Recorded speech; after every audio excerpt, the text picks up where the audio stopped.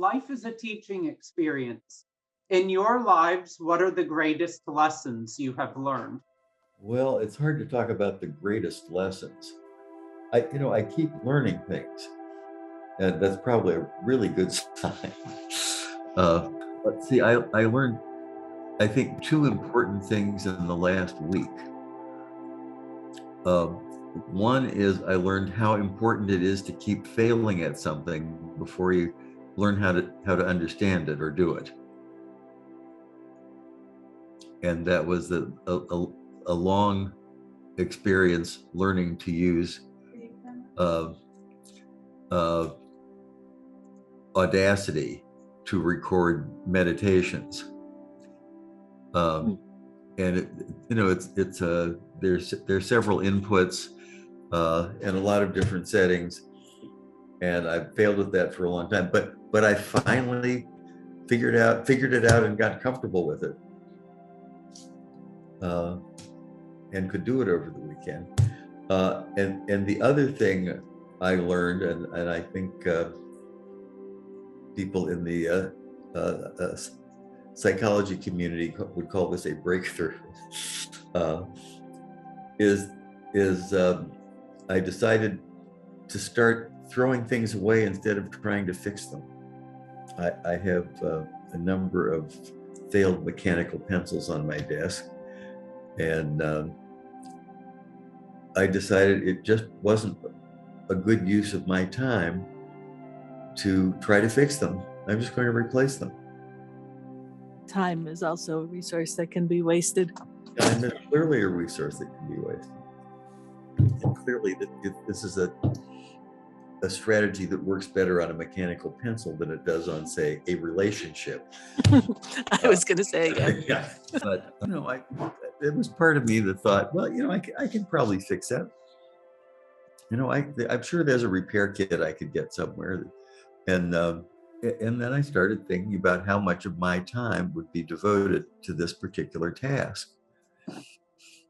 And I think I'm going to give them away or throw them away.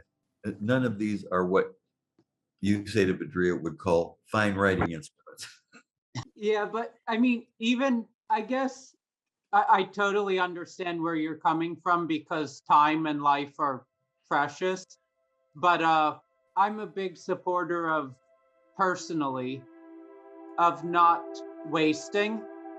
And so I believe in trying to repair things if at all possible.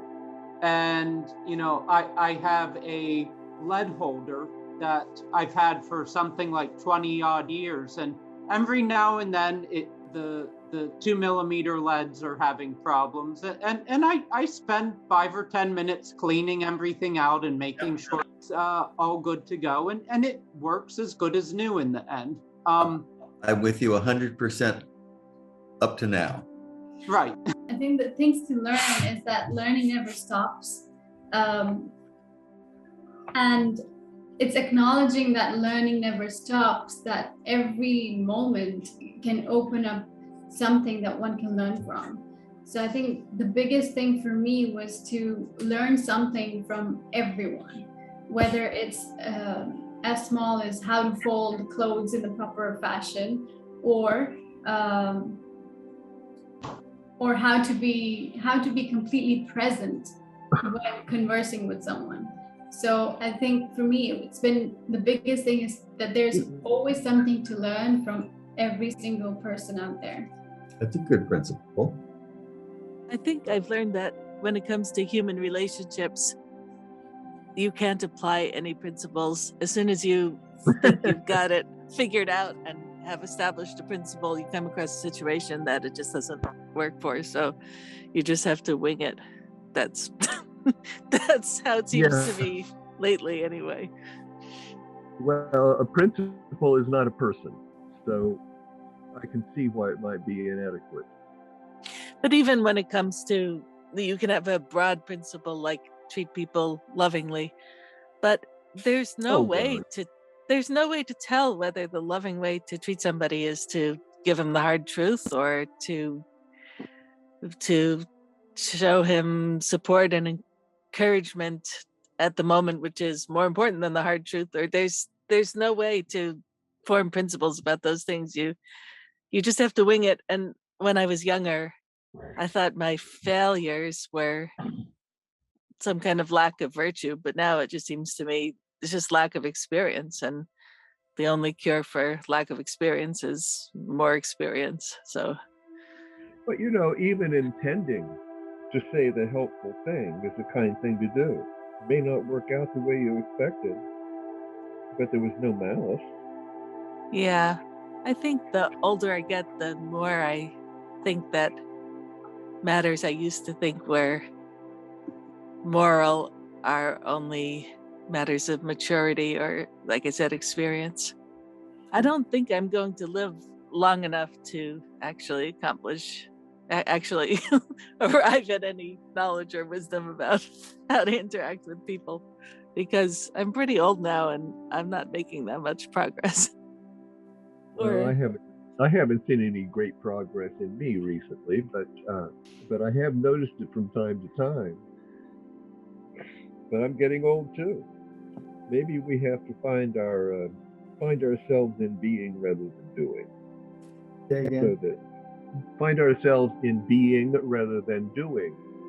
So that how things turn out, which of course means what happens in the future, you really can't know. So if you have expectations about it, you're going to be wrong some of the time.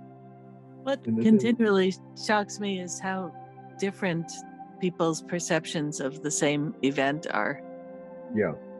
In the moment, and then when you add memory to that, then you get two people who heard the same conversation and have completely different accounts of it, and they're both being honest and they were both paying attention. Yeah. But it's a wonder that communication is possible at all. Yes. Good point. Trying to think about the greatest lessons I learned. It's not personal. That's one of the big lessons. Yeah, that's very well said. I agree. Well, that covers a lot of territory, but I suppose I should include whatever it was that I learned from that conversation that I or we had with Gray Henry, where she told me, "Oh, go ahead and send your resume to this person in Cairo, and you could go spend some time there." And I said, "But that doesn't seem quite right, because it's sort of like I would be, getting consideration only because of the reference, only because of her." And she said, "No, you don't understand. This person would love to do something like that. All he needs is an opportunity." And that's when I realized that there was a whole economy of giving, not just transacting. And that was an important thing. Can you tell us more about that? Well, just that, there are people who operate in that realm, and they're more interested in giving than they are in taking, than they are in acquiring. And it's a completely legitimate way to look at life. It just, it changed my idea about what it is to be a human among other humans. All right, Theta Bedria. I guess one of my lessons is try to spend as much time fixing relationships with people as I do fixing mechanical pencils.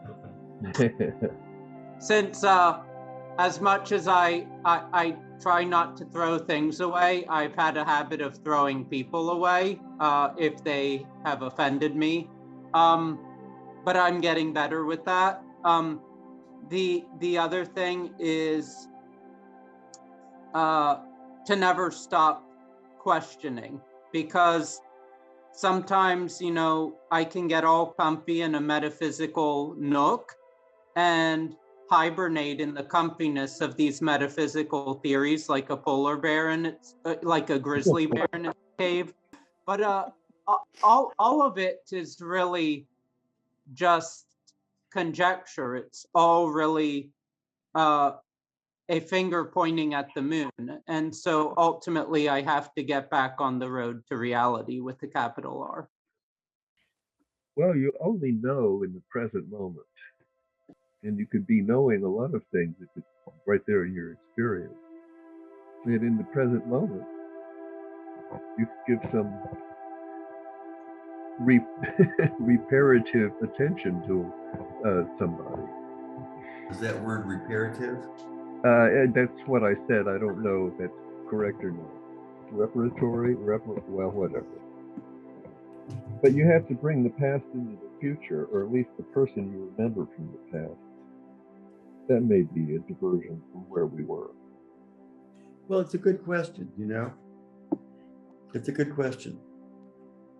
Yeah, well, and personal relationships are sometimes made a lot better by, in fact, realizing that it's not personal. Yes. Then I've learned that when I'm annoyed at somebody, it's always about me and never about the person. Yeah. So the question isn't why is this person being so annoying, but why am I being so annoyed? Yeah, exactly. Good questions.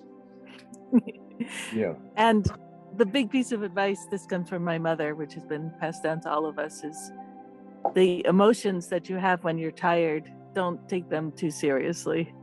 That's easy to forget somehow, but an excellent rule of thumb to carry with you. I've learned that from my friends. Well, and some of them are with us at this very moment. I'm not at all unused to people saying to me, "You're tired, aren't you?" For some people, it's hungry. You're hungry, right? That's me.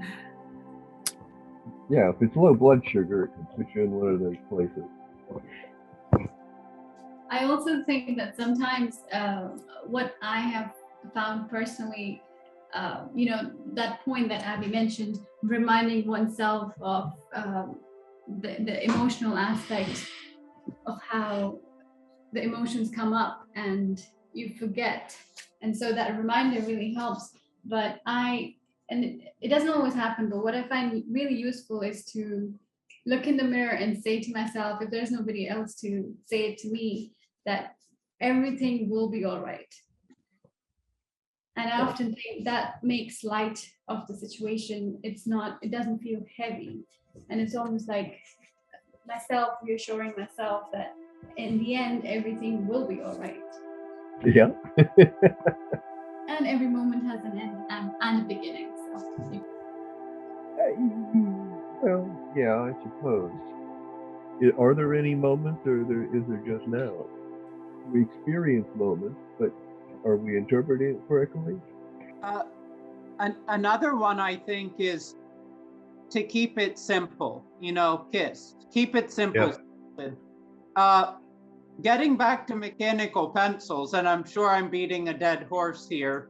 The worst mechanical pencils I've ever had were the most complicated.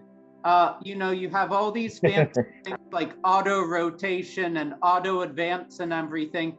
All you have to do is twist it in your hand or hit the knob, and it's quite simple. And the simple ones last forever, and the fancy ones get all jammed up with graphite dust and die. And I think the same can be said for friendship. Keep it simple, be direct with people, and take things in their stride. But if someone really is malevolent towards you, then let them go. And spiritually, metaphysics, remember, is a guide. Practices are a scaffolding or a ladder to help you to get somewhere, but they should be made into these massive superstructures that distract from the end goal. And that's why the direct path is something important, because it's direct, it's simple. Right. Here. I was, stop me if I'm beating a dead horse to death at this point. But I thought about today, and it's a story I made a video about not that long ago. And it was my memory of a early 1960s television series called Adventures in Paradise. Have I ragged on about this before? I don't remember the program, and I don't remember. It sounds, I mean the phrase. I know the phrase, but I don't know what you're talking about. Story. Yeah, I saw your video, but that was the first time I'd heard you describe this story. Yeah, because that made such a powerful impression on me that I recalled it as recently as today, which is, I guess, why I'm mentioning it now, because it was much earlier this morning. Adventures in Paradise was on several seasons based on James Michener's stories about the South Pacific. All right. But in this particular one, the protagonist and his ship got grounded on this unmarked island, and there was this culture on the island. And it turns out, they were the descendants of a ship that had wrecked there a couple of generations ago or whatever. And they were so glad to see these people come because they thought they could show them, they teach them about their sacred books and their sacred tools, which they worshipped. And the sacred books were about geometry, and the tools were, a compass and a slide rule, and they knew they had something to do with going home, but they worshiped the tools instead of using the tools. Yeah, and that's the dilemma I find a lot of people in. Including sometimes the themes of meditation. These are not objects of worship. These are tools. Yeah, that's right. Tools. I like tools. Yeah, yes. Power tools. Big ones, right? We often call them as transitional tools. Yes, and I often describe them as transitional tools, which I think is what they're for. If you really, I just thought of something. If you really want to get people to interested in the themes of meditation, think like put up one of your YouTube videos, an advertisement for it. All the old spiritual practices are just tools. It's hitting things with a hammer. It's using a screwdriver. The themes of meditation are power tools. Take it to the next level with the theme of meditation. Wait a minute. What would some anti-mechanism person say about this? I mean, I'm just giving you the marketing speak for this. Okay. I just think the way people think today is like, oh, yeah, that makes sense. I want something faster. They might not think about the deeper things behind it. It's not a matter of simplifying things or anything, but bigger, faster, better. I want the car with the bigger engine when a small car will do me just fine. I want the power tool. I mean, personally, I'd rather the screwdriver, but and the small car or the bicycle, but yeah, I was just thinking about how most people think, because in the process of writing my book, I've had to think a lot about how people think and then criticize it ruthlessly. What good is knowing about something if you can't, inflict strong criticism on it? Well, I mean, can't criticize something without understanding it first. If you do, you're only going to create a straw man. Yeah, Yeah, well But- said. Right. But noticing your inclination to criticize it is always a good indication that maybe you haven't understood it. I mean, if it's too much of a knee jerk. Anyway, we've been spending a lot of time on that, and it is 1 minute to 7. I don't want to presume that any of you can stay longer, but I will throw out there a related question to the first one, and that's, are there any universally valid life lessons you have learned that you would like to share with the world? Are there any universally valid life lessons you have learned that you would like to share with the world? And whereas the first question was more of a personal question, something subjective, I'm thinking, you've gone through life. A couple of you have said, that you're getting older, though, you all seem young at heart to me. But are there any like big picture universal lessons that you've learned that, like, if someone came up to you and said, what's the important thing that you can pass on to me? The important lesson, something that's not just valid for you, but valid for everyone that people might not know about. Well, I would put it's not personal in that category. Yeah, I think that's good. I mean, you could have world peace if everybody took that seriously, or so it seems. I would quote Kierkegaard again, like I did a couple weeks ago, where he says that we see ourselves as subjects and everybody else as objects, but the whole point of life is to reverse that. Yeah. I like that.